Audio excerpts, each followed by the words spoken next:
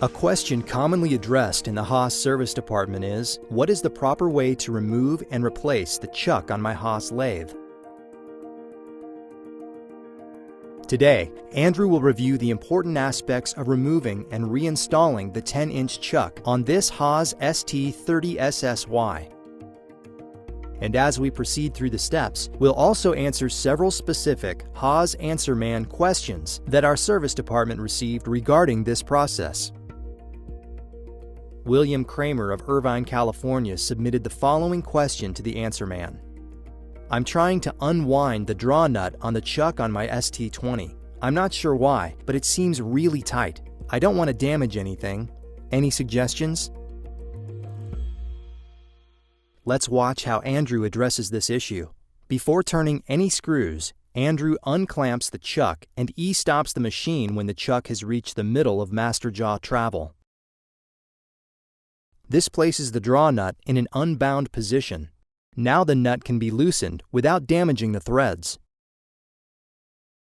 Andrew removes 2 of the 3 top jaw assemblies, leaving the other top jaw in place, and uses a large adjustable wrench to grab the jaw.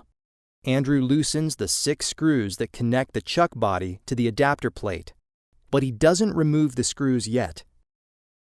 Take care not to pinch your fingers between the wrench and the surrounding machine surfaces. Andrew removes the last top jaw assembly and also the chip cover from the chuck center bore. Next, he attaches a lifting eye bolt to the chuck. And in this case, Andrew brings a rolling lift into position and attaches the hoist's lift hook to the eye bolt. Tension the lifting hook so that some of the chuck weight is taken up by the hoist. This will minimize the load on the draw nut as it is rotated away from the draw tube. Randall Faustenberger from Alberta, Canada was concerned about the best way to detach the draw nut. Dear Answer Man, in the past, I have damaged the draw nut threads while removing a chuck from my machine. Please help me out with the best way to do this. Thanks. The key is to generate enough tension with the hoist to suspend the weight of the chuck body so it is not bearing down or pulling up on the draw tube. This will allow the draw nut to unscrew easily and pull away from the threads without risking damage. Remove the 6 chuck mounting screws and set aside. With suitable tension lifting the chuck body, Andrew unscrews the draw nut counterclockwise from the threaded end of the draw tube. The nut should loosen by hand. If the nut is especially tight, do not force it. If the nut is not unscrewing easily, it means the hoist is either exerting too little tension or too much tension. Adjust the hoist until the nut rotates by hand. When the nut rotates easily, this is your indication the chuck is suspended at the correct height. Attempting to unscrew the nut while it is bound will damage the draw tube and draw nut. These are expensive and labor-intensive items to replace. Andrew unscrews it until he nears the end, then he hesitates and checks to see how far he still has to go. He's particularly careful to disengage the nut without damaging the threads. Andrew carefully rolls the lift away from the machine, brings the chuck to the workbench, and lowers it onto the tabletop. He tilts the chuck body over to rest on its front face. With the chuck body separated and moved out of the way, Andrew threads 2 of the chuck attaching screws into the adapter plate and uses the adjustable wrench again to hold the spindle stationary while the adapter plate screws are broken loose. Don't remove the adapter screws yet. The adapter plate is usually a very tight fit on the spindle's tapered face. Some hearty taps at the outer edge of the plate with a large dead blow hammer should unseat the plate.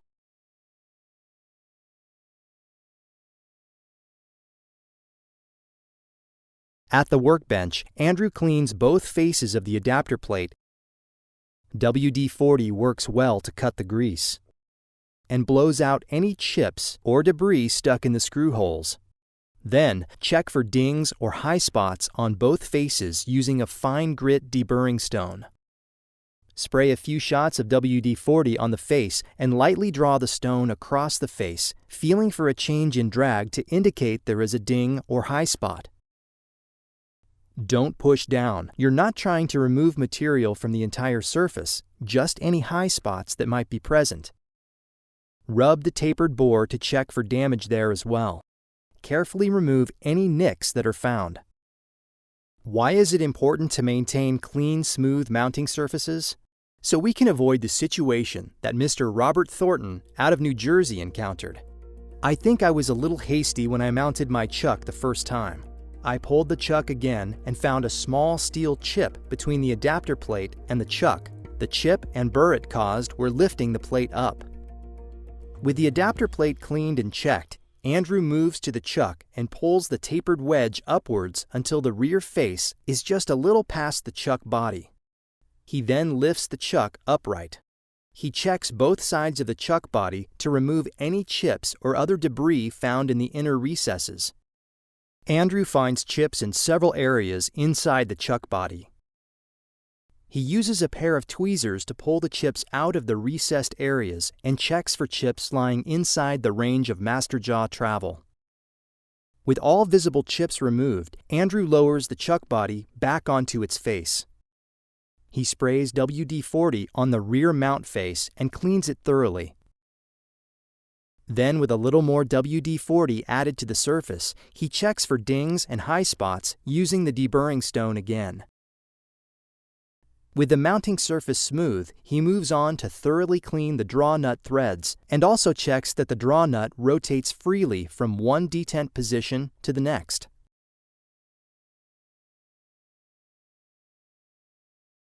If it's been more than 6 months since the chuck was last removed, now is a good time to disassemble the chuck for cleaning and general maintenance. Reference the documentation available from the chuck manufacturer for the exact steps involved in servicing your specific model of chuck. Move to the spindle face and clean it with WD-40 as well, again followed by a check with the fine deburring stone. With the spindle face prepared, it is ready to accept either our original chuck or collet-style work holding. Now we will quickly demonstrate how the collet chuck is mounted and then return to installing the 3-jaw chuck. Collet chucks grip the workpiece as well or better than the most accurate set of soft jaws. The collet chuck body attaches solidly to the spindle face and the draw nut connects the collet to the draw tube, which compresses the collet in against the chuck body, gripping the workpiece. Andrew starts with the draw tube in the unclamped position and he cleans the draw tube threads. Next, he cleans both the inner and outer threads on the draw nut. Carefully thread the draw nut onto the draw tube until it reaches the face, and back the nut out a quarter turn. Actuate the chuck pedal to bring the draw tube back in towards the spindle. Spray some WD-40 on the collet body mounting face and lightly check for burrs with the deburring stone. Then clean the mounting face and taper.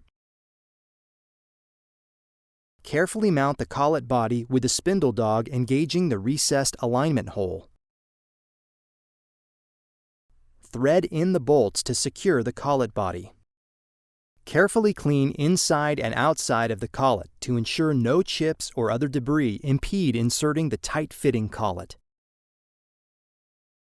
Actuate the clamping circuit again to bring the draw tube to the unclamped position. Now, insert the collet into the chuck body. It is a tight and accurate fit, and it may hang up slightly. A few small taps with a light mallet will generally align it, so it will fall into place. For the make of the unit we have here, we need to rotate the collet counterclockwise to engage the draw nut threads and bring it towards the chuck body. Don't forget to install the anti-rotation screw in the collet chuck body. With the collet slot aligned with the screw hole, thread in the anti-rotation screw and tighten it. Refer to the collet documentation regarding the proper adjustments for gripping your material. Removing the collet chuck is simply a reversal of the installation steps. Now let's get right back to finishing our 10-inch power chuck install. Mount the adapter plate on the spindle face, aligning the spindle's locating dog to one of the recessed holes on the adapter plate. Andrew inserts the 6 connecting screws and also 2 of the chuck mounting screws. Along with the large wrench, these will again keep the spindle from rotating. Torque the screws to the value recommended in the manual that came with your chuck. In our case, Andrew torques these M12 screws to 80 foot-pounds. If for any reason you think there might still be contamination or something else cocking the adapter plate, then attach an indicator to the spindle bulkhead and check the face runout of the adapter plate. The runout should be less than 5/10,000ths at the edge of the adapter plate. Now we're ready to mount the chuck body. Place a few dabs of anti-seize or chucky's grease on the draw nut threads.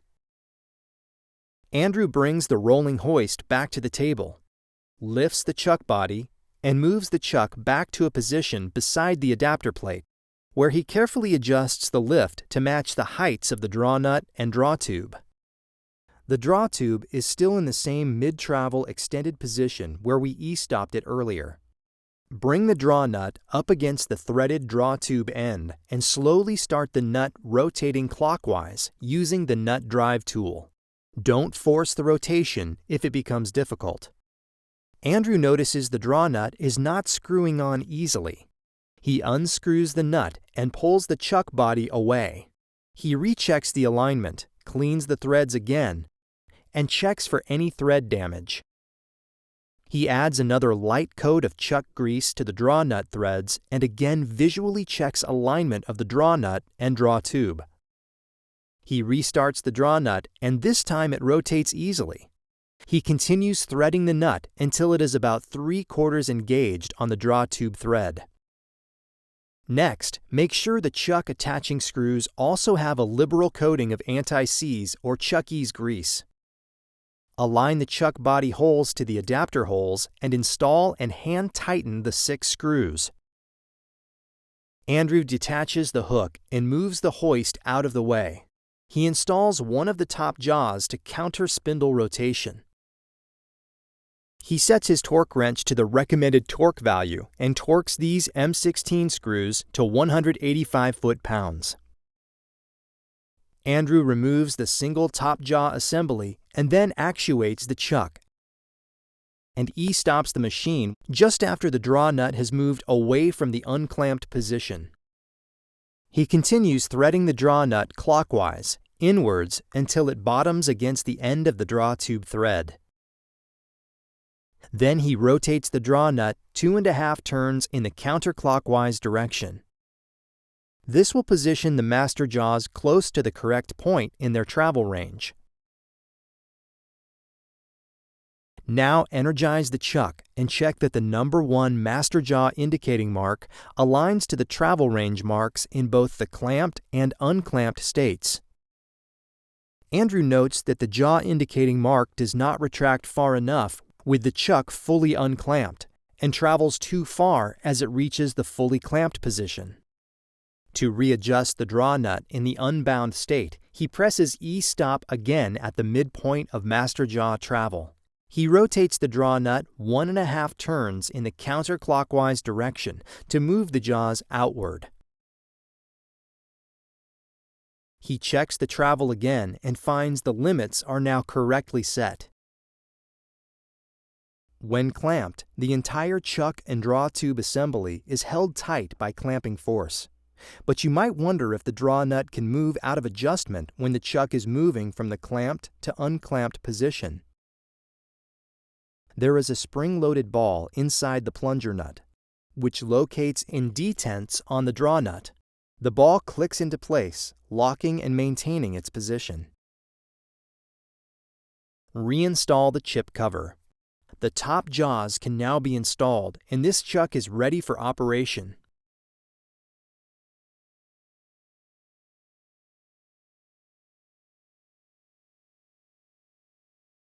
For the 6 and 8-inch chucks used on the ST10 and ST20, many people will choose to remove and install these smaller chucks without the aid of a hoist. The 6 and 8-inch chucks have integrated adapter plates already mounted to the back of the chuck, so the chuck comes off and goes on as one integral unit. Removal is similar to what we just showed for the larger 10-inch chuck on the ST30SSY. But let's review the important differences. Andrew e-stops the machine as the master jaws are unclamping and stops them at the midpoint of travel. Again, this places the draw tube and draw nut in an unbound state. He breaks the chuck screws loose, but doesn't begin taking them out yet. He removes the top jaws and dust cover.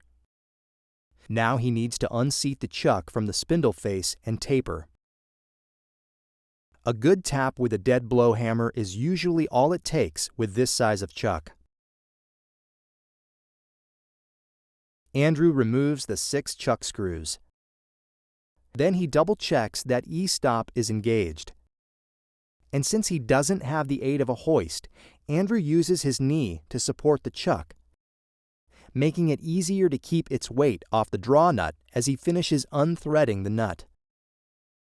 Remember, ensure the draw nut rotates without binding, or the draw tube and nut will be damaged.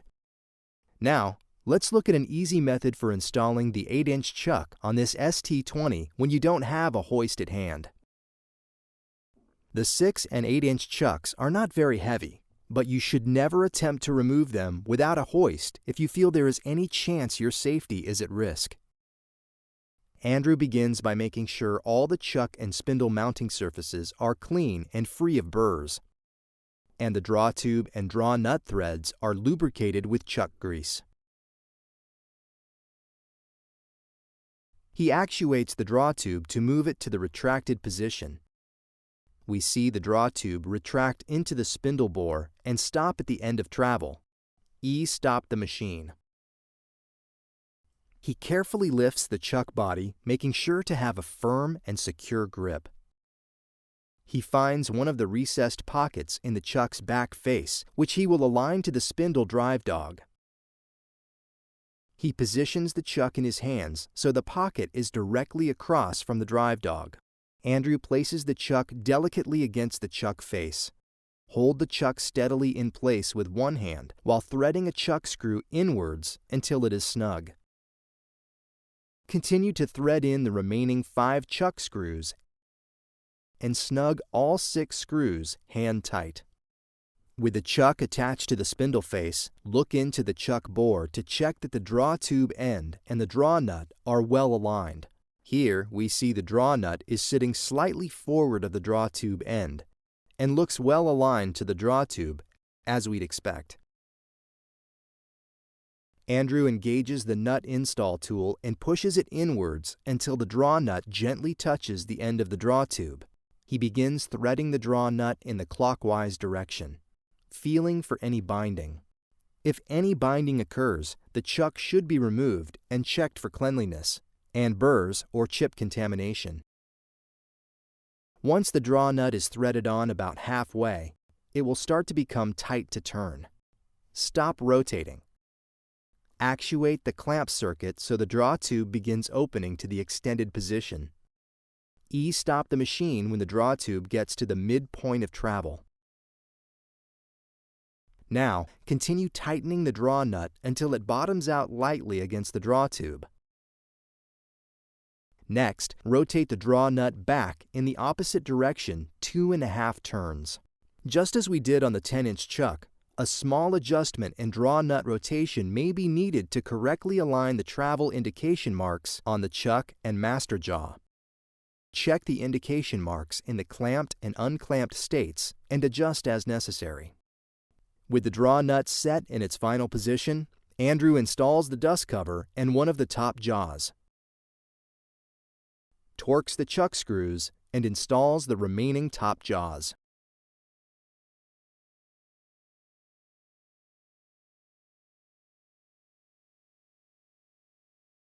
If you are working on a Haas toolroom lathe, the chucks on these machines need to be adjusted for runout when they are remounted, since the chuck does not locate directly on the spindle taper. Andrew attaches an indicator and sets the indicator stylus against the chuck body. The chuck on this TL1 has been serviced and reinstalled, but the mounting screws have not been tightened yet. With 3 of the 6 chuck screws loose and the other 3 just snugged, and an indicator in place. Check the radial runout of the chuck. Given Andrew's indicator position, it will be easiest to tap the chuck away from him. Therefore, he finds the high point of travel. Then he uses a light mallet beside the indicator to tap the chuck away from the high point. Tap until the chuck has moved to the midpoint of the total runout. Repeat this sequence of finding the high spot and adjusting out half of the error until the runout is reduced to less than 5/10,000ths. Carefully seat the screws in a star pattern and torque them to the recommended value. Finally, recheck runout one more time to verify the chuck did not shift during tightening.